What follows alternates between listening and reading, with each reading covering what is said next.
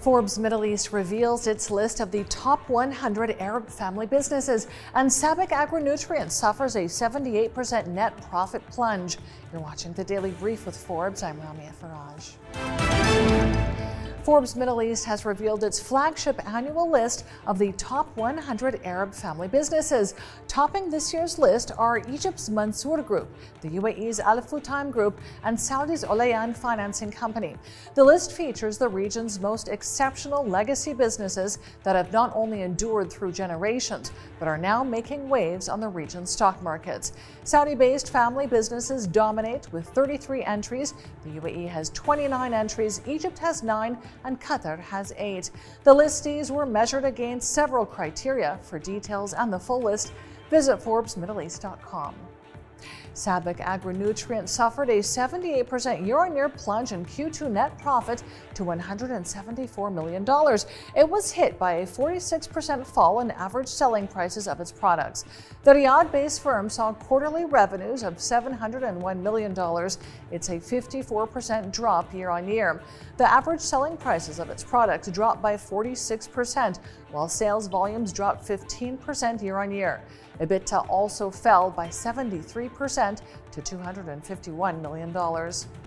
The crypto arm of Japanese investment bank and brokerage Nomura has won an operating license from Dubai's Virtual Asset Regulatory Authority.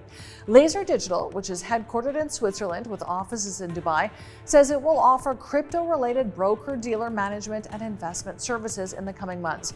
It will give institutional investors access to over-the-counter crypto trading and other investment products. Nomura is the latest in a series of mainstream financial institutions this year to enter the crypto sector.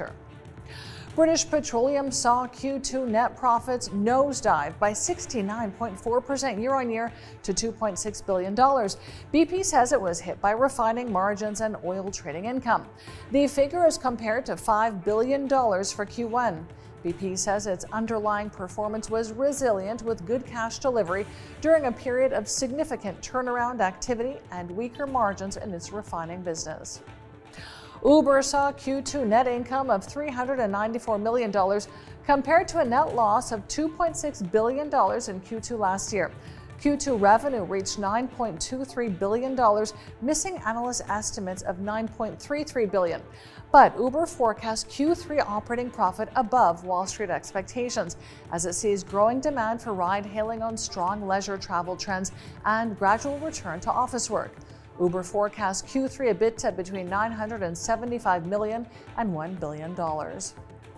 Amazon has launched Amazon Web Services data centers in Israel and says it plans to invest $7.2 billion in the country by 2037. Amazon's cloud services in the region will allow Israel's government to run apps and store data at home. Officials say it will enable them to migrate substantial governmental workloads to the cloud and accelerate their digital transformation. They say the investment in Israel will contribute about $13.9 billion to its GDP. And that brings us to today's Forbes Real-Time Billionaires ranking, where Jeff Bezos is our second biggest winner today. He's up $1.5 billion with net wealth of $156.3 billion. But our biggest winner today is grocery chain billionaire Rick Cohen, up $8.5 billion. His warehouse automation firm Symbotic soared more than 50% overnight as the firm reported impressive earnings. And our third place winner is Oracle's Larry Ellison, up $1.4 billion with net wealth of $147.5 billion. Check out our website and our social media for all of the latest Billionaires news.